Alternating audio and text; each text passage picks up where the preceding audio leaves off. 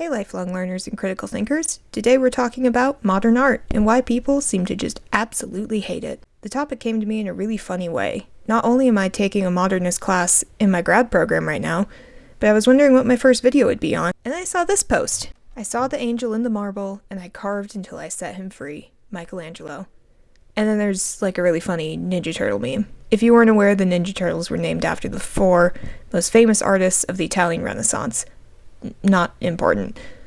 Also, the picture on the right isn't a Michelangelo sculpture. The one on the left is a close-up of his David, but the one on the right is a Baroque piece. Also not important, but slightly more important than the Turtles thing. What is important, and I don't think anyone has ever said this in the history of YouTube, is the comments. And no, we don't blur usernames on this channel, because if you post something online, that's a claim you're making, and you should have the evidence to back it up. Write me a 5-page essay with Chicago cited sources. Speaking of, all of mine are in the Google document in the link. Anyway, let's look at some of these. It's gonna be a time. Starting off, we have replicating near-perfect cloth movement in one of the most permanent and irreversible mediums of all time is a measure of absolute skill and perfection. Wow, true. Very fair to say. Excellent understanding of the medium. Maybe we have it... Oh god, no. And while I can appreciate the artistry that goes into some works produced using more modern art mediums, it is unfortunate that we will likely never see an artistic work of this pure level of craftsmanship and dedication again. What is this? What is this opinion? This is insane to me. Is this the consensus that people just, stop doing marble work after 1800? This is still a medium. And what is this person defining as craftsmanship and dedication? There are works that take years of learned skill on top of years to just make the dang thing. But anyway, this is the least egregious comment about modern art that comes up on a post that contains, let me check my notes here, absolutely no modern art. The next one comes at you really hard right out of the gate. This is why I hate modern art. People throw trash together and call it art. Real art captures the small details that others would take for granted. Oh, okay. That's okay. Mistake for that's not a... Okay. Real art captures the small details that others would take for granted. Let's just say that. Talentless people call things modern art to make up for their mediocrity. I do see the joke. It just triggered a tangent in my brain. Bestie. What an absolute leap off a fucking cliff your tangential brain took there. Example of modern artists doing the smallest details. Just off the top of my head, we got George O'Keeffe, and if YouTube flags me for that flower, I'm suing. Norman Rockwell. He's so detailed that it actually enters the uncanny valley for me and triggers my fear of dolls. I do really like to imagine this person standing in front of David, like the actual David, and just seething with rage because they thought of a pied moderne. Is there anyone alive now, or even in the past couple hundred years, that can carve out a statue like this and completely by hand? No power tools? Does anyone know? Why, yes. Reeks. With a Z. Many people do, in fact, know. It is their entire job to know. They've spent a lot of time and money getting very complex degrees to know. Also, you can Google it. It's free. It's just, my guy, it's right there. It took me less than a minute to find this video by a chip off the old rock, who we see here is carving a portrait of a man and was a very traditional Roman style. Link below. Please go check out his channel, he's a wonderful artist. There are power tools because this was posted in 2024, and just like I don't use bone needles to embroider anymore, we have updated a few things. The process is still the same though. As you can see, he chisels with a chisel, polishes with a grinder, and thankfully wears a dust mask. Because Michelangelo didn't have those, and sometimes updates are good. We don't love lung cancer from working with these mediums. There are many artists, especially in Italy, who are keeping their heritage alive by using traditional tools and methods, no power in sight, just as you requested. I went to Carrara this summer, where they harvest Carrara marble, and all the towns around there had wonderful traditional craftsmanship. It was truly beautiful. And to finish, here's a few more comments from the same post, all taken within a 10-minute window, about modern art and the absolute hatred for it. May I remind you, there was no modern art in the actual post. So we have to ask ourselves, why? Do you, watching right now, hate modern art? Did you click on this video just because you wanted to be angry? That is a whole genre of video on here. Looking at you, ragebait Reddit post readers. Well, here's something to make you mad. People have hated modernism right from the start. Every single one of those commenters, and possibly you, have the exact same opinion as an art critic in 1870. Hating modern art is not a new, enlightened opinion. If you've ever been to a modern art gallery, there is always some guy there who just has to say out loud, I could do that. And the biggest issue is, what most people are mad at isn't even modern art. That ended roughly in the 60s, depending on your source and your medium and, painting and architecture, but roughly the 60s. So why don't we look at some modern art and find out why? My grandmother's calling me.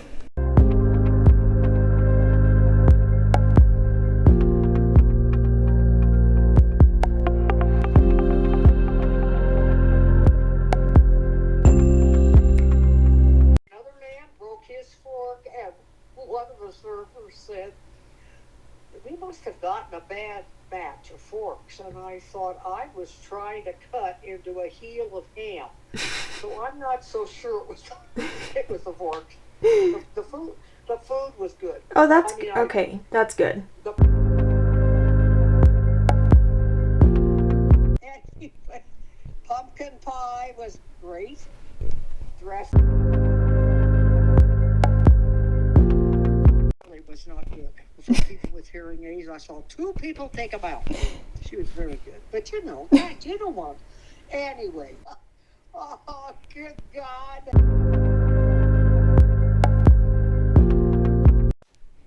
I got some really good candy out from Don Cavwell, who used to live across the street from us in Los Altos. So, and I know that Linda really likes that, so we'll see. Okay, sweetie.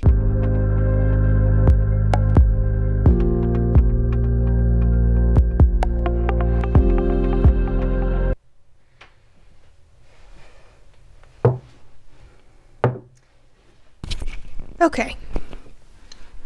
We are back. Dropped off Grammy's blanket. We're all set. Where were we?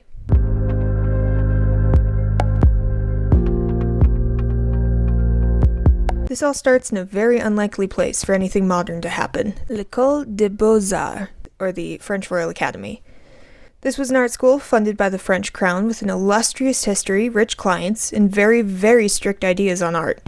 They even had a hierarchy of what you could paint and how important it was. Paintings called Historia paintings were the most prized. These had historical, mythological, and biblical subjects in these sweeping, soft ideal views of great moments.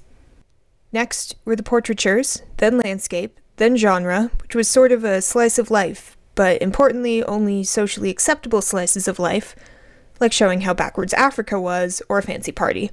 At the bottom were still life studies. And that was pretty much it. You painted those things in the approved style, and if you were good, then you got to go on an all-expenses-paid study trip to Rome. Very rich people bought your paintings, commissioned more, and that was basically it. These 5 subjects in the approved style with the approved artistic conventions. In the age of the Industrial Revolution, greater travel than ever before, scientific breakthroughs, a burgeoning middle class, and political revolutions across the Western world, this was not going to cut it. Defining modernism isn't easy. In fact, it's very hard. But a philosopher and writer named Norman Cantor did pretty well. He wrote 15 characteristics, most of which are not important to our argument, so here are 4. Non-ideal depictions. This means non-socially acceptable themes painted in ways that are not a perfect moment. We can already see where this would come from, with the strict code of the Academy boxing in what could be painted. Mass culture. The culture of the people, the modern world, trains, factories, what was popular at the time like up-to-date fashions and nightlife. Modernists like the new, bright progress of their time. Sexual openness. This one takes a bit of explaining, and a bit of YouTube censored dancing around, and we'll look at it more with some early examples. But while female nudes had long been in Western art, the idea of a woman who was sexual herself was mostly forbidden. Openness towards sexuality, helped by the ideas of, unfortunately, Sigmund Freud, was a hot topic. Moral relativism. The church was losing prominence in the lives of the everyday people, and you cannot discuss modern art without discovering Nietzsche, who famously said that God is dead and we have killed him. Charles Darwin's On the Origin of Species, Einstein discovering light speed, Madame Curie finding that a lot of mystical stuff was just radiation. All of these discoveries began to systematically disprove God in the minds of many. And a lot of people just got really mad and clicked off, but you can't engage with art if you don't understand what was happening at the time, controversial to your worldview or not. This idea was radically important, the idea that there was no absolute right governed by an absolute power. All of these core ideas of modernism show a pushback against the established ideas and the conventions of art. So we have to start with a man who basically shoved all the conventions out the window in 1849, Gustave Courbet. Stonebreakers, 1849, admittedly does not look radical at all to our eyes. I'm sure I've disappointed you immensely. But this was huge. 2 peasant men, engaged in the repetitive and pointless labor of stonebreaking, one too old to be doing this and one so young he should be in school, are painted in stark reality.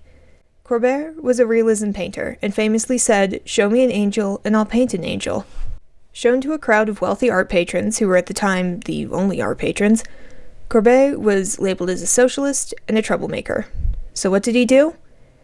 He pitched a tent in a vacant lot near the Royal Academy and did his own show to rival theirs. This was absolutely unheard of. The Academy was the beginning and the end of art. Making your own show it went against everything. He was blacklisted like nobody's business. And on top of that, he wrote a realism manifesto. People were sure he was just a crazy Marxist and this would all go away and they could go back to looking at pictures of nice parties that didn't show them the reality of their class system very soon. Edouard Manet said, absolutely not. Le déjeuner sur l'herbe, the luncheon on the grass, 1863, was absolutely despised. It was deemed, and these are real quotes, a threat to public morality, a practical joke, and a shameful, blistering sore. Like, I'm looking at it right now, and you are too, unless you're cleaning your room or cooking dinner, in which case, go girl, go. But I can tell you that the painting is perfectly normal, again, by the standards of our time in 2024. What makes the hatred of this even more wild is that this is a direct interpretation of Fête Champêtre by Titian and Giorgione, painted in 1510. And just to add to the absurdity even more, the painting itself was hanging in the Louvre, not 5 miles away from where the modern inspiration was being ripped to shreds. It's almost guaranteed that everyone at that art show had seen Fête Champêtre. Remember how we talked about sexuality and modernism? That was part of the issue.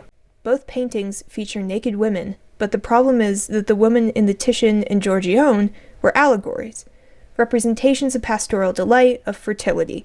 The women in Le Déjeuner sur l'herbe were real women, something we know most of the world can't stand. So, Manet doubled down and painted Olympia the same year. Yeah. YouTube is gonna get me for this one if it didn't already for the Titian and the O'Keeffe. And you can tell that they got me because if her boobs are pixelated out, they got me.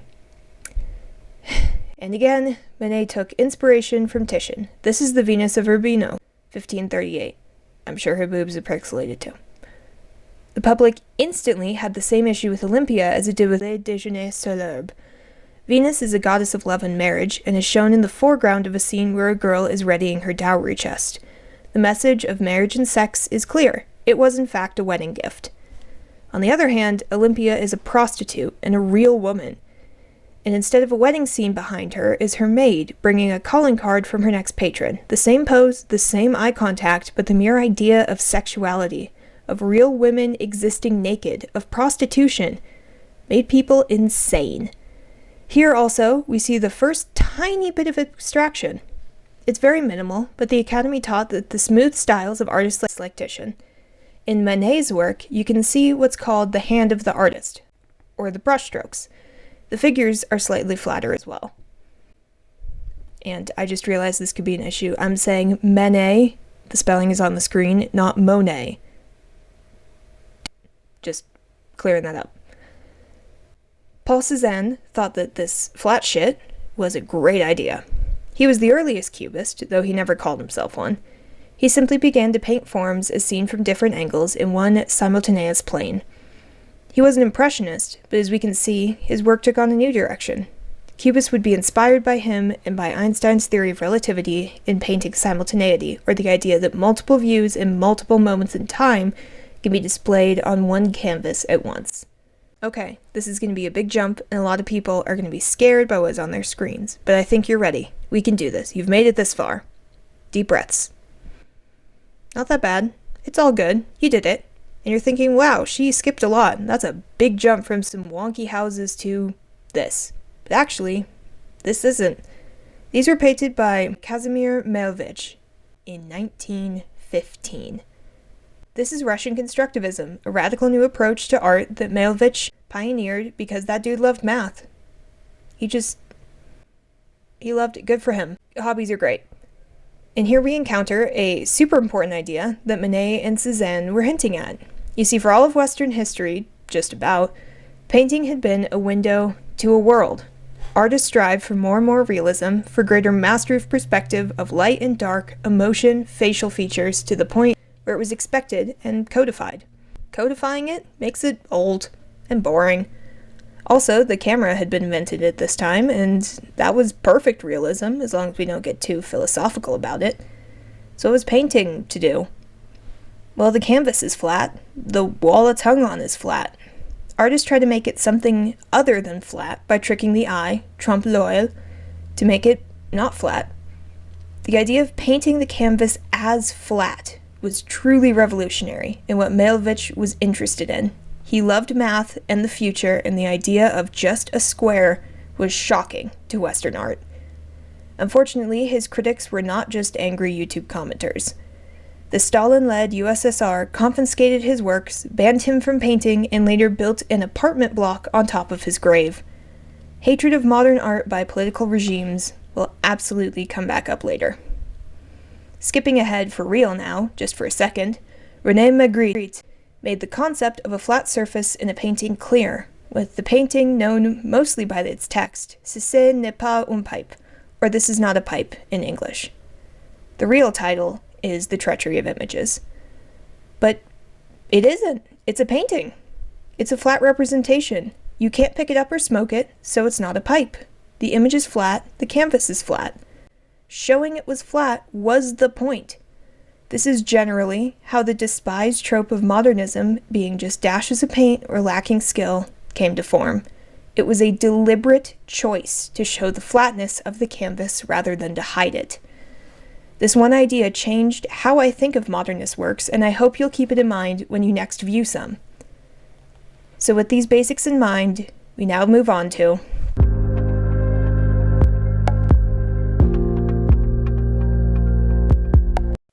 Dadaism was a result of witnessing the end of Western civilization and morals, oh my god, if they only knew, during World War I. Honey, you've got a big storm coming. Oh god, okay, basically, their goal was to show the pointlessness of the world in a morally bankrupt society. This led directly to ready-mades, or as we more commonly call them now, found objects. The most famous of all of these is Duchamp's Fountain, 1917. It's just a urinal. That's it. He didn't sculpt it. It's not a hyper-realistic painting. It's not a photograph. He just went to the hardware store, bought it, signed it with the pseudonym R. Mutt, and submitted it to an art show. It was obviously rejected, which, since he'd signed it with a pseudonym, he was able to write a rebuttal about, under a different pseudonym. Kind of like those people who leave comments on their own videos for engagement. In the article, he says, he, meaning Mutt, chose it. He took an article of life, placed it so that its useful significance disappeared under the new title and point of view, created a new thought for that object. As for plumbing, that is absurd. The only works of art America has produced are her plumbing and her bridges. That last part I just had to include because it's so funny. He could have stopped with "and her plumbing" to prove his point, but he was like, no, the bridges are okay too. This is another key block for modernism. It is not the subject that gives art the value placed upon it, remember the old ranked academic system, but the choice of the artist to display the subject, whether this is a photograph, painting, or a urinal. There is a saying for this, l'art pour l'art, or art for art's sake, meaning that just the act of creation itself is art. art just is. It's anything the artist decides is art. So we have the idea of the flatness of the canvas, we have the idea of l'art pour l'art, we understand that modern art is meant to challenge the academic conventions of classical art, as well as the conventions of Western society. With that, we are finally ready to move on to abstract expressionism, the style most people think of when they think of modern art, particularly modern art they dislike. I've looked at this for 5 hours now. There are familiar names in this group, like Jackson Pollock and Mark Rothko. Some of their work, I'd say a majority of you will recognize. It's what we in the industry like to call challenging. So they wrote a letter explaining themselves, and I'll read it to you here in full. A letter from Mark Rothko and Adolf Gottlieb to the art editor of the New York Times. Program notes. Dear Mr. Jewell, to the artist, the workings of the critical mind is one of life's mysteries. That is why, we suppose, the artist's complaint is that he is misunderstood, especially by the critic, has become a noisy commonplace. It is, therefore, an event when the worm turns and the critic of the Times quietly yet publicly confesses his befuddlement that he is nonplussed before our pictures at the Federation show. We salute this honest, we might say cordial, reaction to our obscure paintings, for in other critical quarters we seem to have caused a bedlam of hysteria, and we appreciate the gracious opportunity that is being offered to us to present our views. We do not intend to defend our pictures. They make their own defense. We consider them clear statements. Your failure to dismiss or disparage them is evidence that they carry some communicative power. We refuse to defend them not because we cannot. It is an easy matter to explain to the befuddled that, oh my god, I hate this, the R word of Persephone is a poetic expression of the essence of the myth, the presentation of the concept of seed and its earth with all its brutal implications, the impact of the elemental truth. Would you have us present this abstract concept with all of its complicated feelings by means of a boy and girl lightly tripping? It is just as easy to explain the Syrian bull as a new interpretation of an archaic image involving unprecedented distortions. Since art is timeless, the significant rendition of a symbol, no matter how archaic, has as full validity today as the archaic symbol had then. Or is the one 3,000 years old truer? But these easy program notes can only help the simple-minded. No possible set of notes can explain our paintings. Their explanation must come out of a consummated experience between picture and onlooker. The appreciation of art is a true marriage of minds. And in art, as in marriage, lack of consummation is grounds for annulment.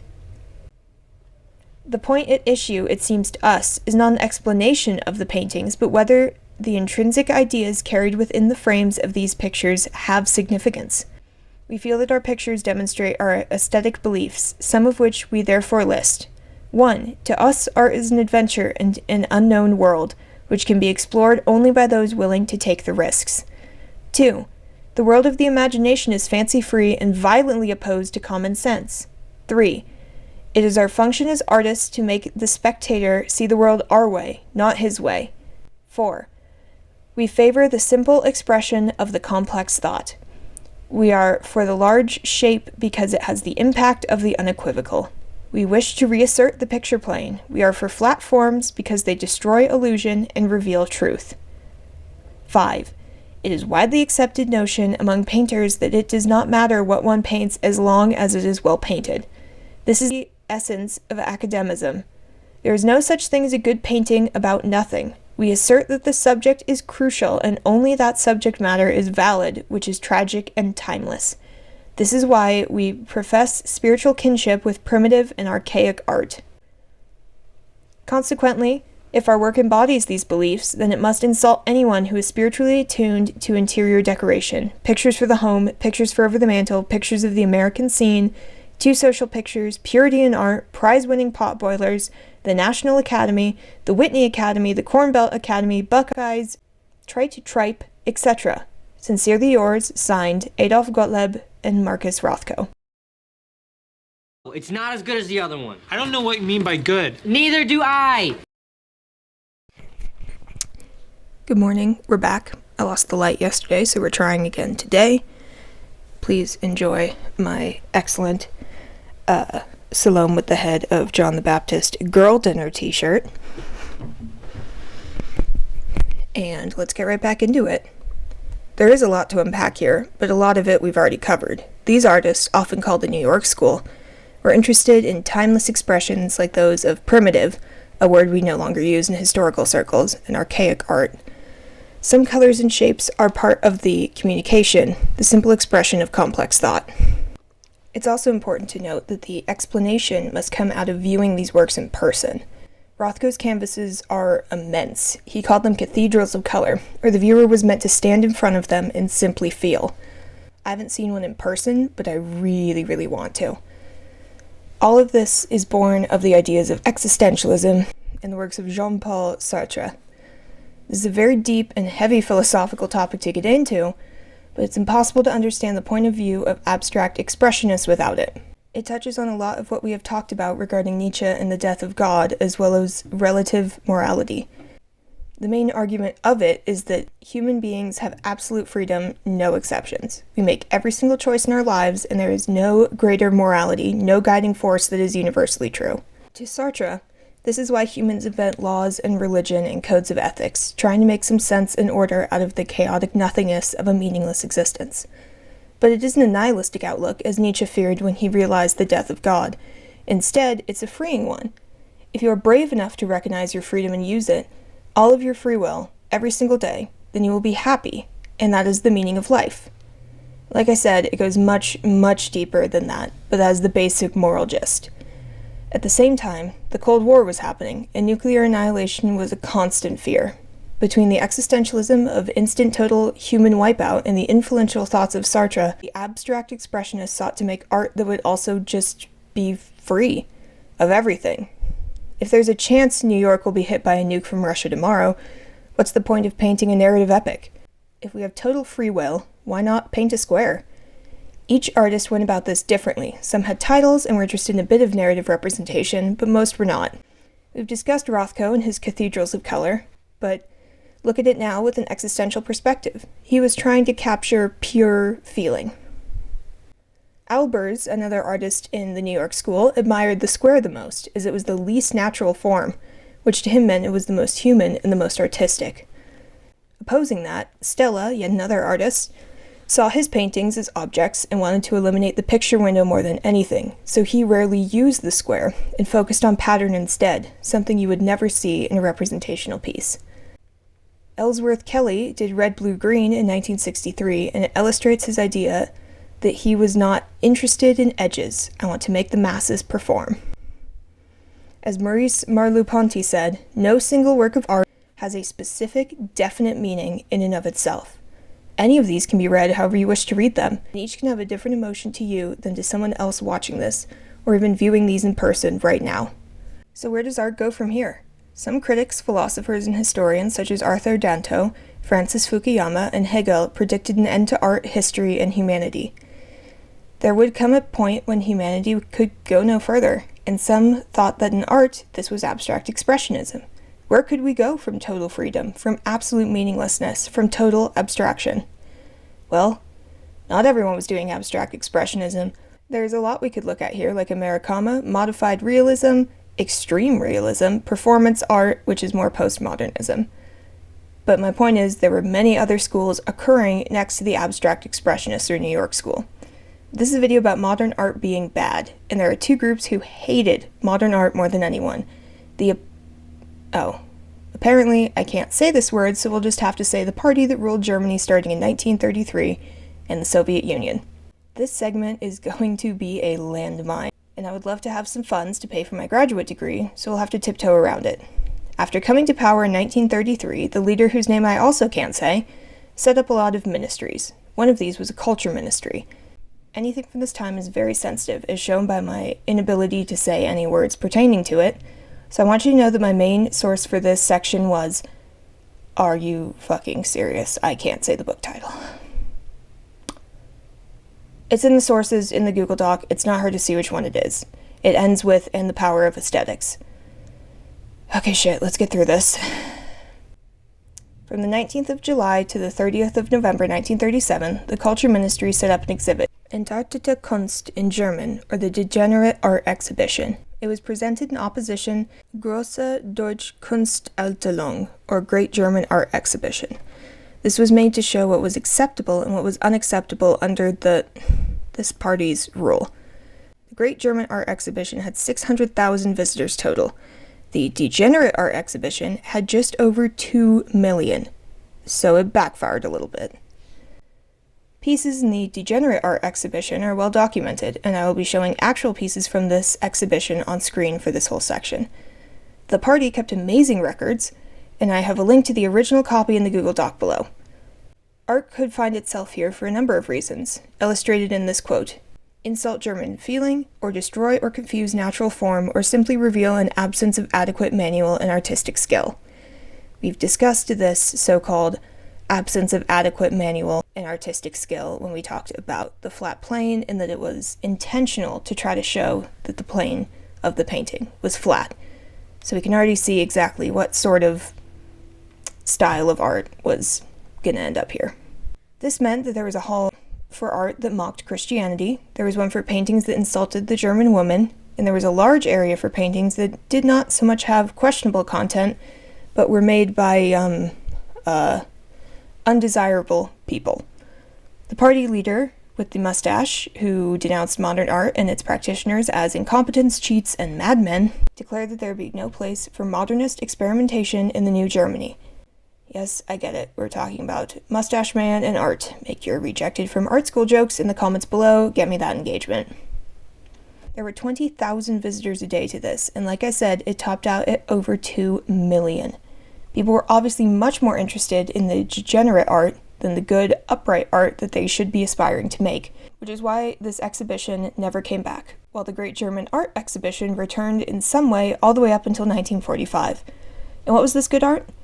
The approved style was Greco-Roman and classical, bringing back ideas of the might of Rome. Okay, we made it. That was exhausting, and since YouTube is more okay with mentioning the USSR, this next section will be much, much easier. Remember Kazimir Malevich, the original painting squares guy? He was not an isolated case at all. Many artists were banned from painting, teaching, and speaking, and even being alive, to put it kindly, for painting modern pieces, which were seen as Western excess and a bourgeoisie commodity. The approved art style for the USSR was socialist realism, which was, ironically, a modern art style. It uses pared-down images, flat figures, realism, and a great deal of color. Remember all the way back at the beginning, Stonebreakers by Courbet?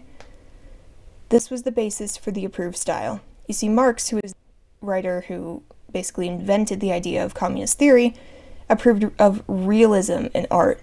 In fact, it was the only type of art he approved of because it did not take away from the reality and was not used to drug the masses of oppressed workers into compliance. Art for him, and therefore the Soviets, had to show the truth and heroism of the worker, of the collective. It was not an immediate ban from the beginning. Lenin was more lenient to art and literature, but Stalin cracked down. Modern art did not show the truth of the world, and worse than that, it was meaningless to them. It was simply a commodity, something to feel the need to own, to inflate the price of, to feel special. It was, to the Soviets, capitalism run amok and was part of the hated and banned iconography of the West, like blue jeans and jazz. The issue with this, besides the obvious of banning art, is that many areas absorbed by the USSR had had flourishing avant-garde scenes between the world wars, like Muka, who I will absolutely make a video about at some point. Epic of the Slav, I am coming for you. Underground art societies cropped up, university students smuggled banned books, locked up in libraries out under their shirts, artists banned from painting held secret classes. Unfortunately, neither the Soviets or the other guys managed to understand that when you ban something, that just makes it look really cool. To be a painter in the USSR, you had to join the Painter Union and produce sanctioned art for the government, not unlike the French Academy way back at the start. This art made monuments, adorned buildings, was featured in propaganda posters. Each subject is the same, even if the styles differ. So we have two extreme ideologies very afraid of the same art. The Germans at the time between 1933 and 1945 were afraid of it for the message of multiple perspectives, the move away from classical sensibilities, and the rejection of traditional values. The Soviets were afraid of it for being representative of the West, a tool of the upper class to assign false value in their eyes, and went against government-mandated subjects. Now, okay, please listen, because this is the important bit of the whole video. Both regimes feared modern art because of its value in experimentation, not only with mediums, but with ideas. The idea of Sartre's total freedom, the ideas of sexuality, the non-ideal depictions that would have questioned their utopias, all of it made modern art, especially the ones that are just squares, dangerous, terrifying, and ideas that could have opened the door to people thinking for themselves. So where does that leave us? This was not a video essay made to make you go out and furnish your home with exclusively modern art. Taste is relative and personal, no matter what Immanuel Kant has to say about it. I don't even like most styles of modern art. My degree concentration is in ancient art. I don't care if you like it or not. I just care that you know that it isn't bad. The end goal of all of this was simply to shed light on an area of Western art that gets an odd amount of not just hate, but downright disdain. Modern art has done a lot. It freed us from academic conventions, it's given us radical ideas of looking at the picture plane, it changed how art works forever. It's kind of exhausting to look at, I'm not gonna lie. It's non-narrative, meta, and self-referential. It's not my favorite, and I bet it isn't yours either. But that's the thing. It was made for itself. L'art pour l'art. And anything that changed history, anything that's worth exploring, is challenging. That's it for this. There's so much more I could say, a ton I had to cut from the script, but we're at 11 pages of single-spaced, size 11 Arial font, and if that tells you anything, you've written a lot of papers and you just cringed. Please, if you like this, let me know. I genuinely do not know if there is an audience out there for this type of content. I have more planned coming up, but if you want to know about something, please just tell me in the comments. I'll leave you with this. Cite your sources, be curious, and finish writing your paper. Please God, it's due soon. Write your paper. I'll see you guys later.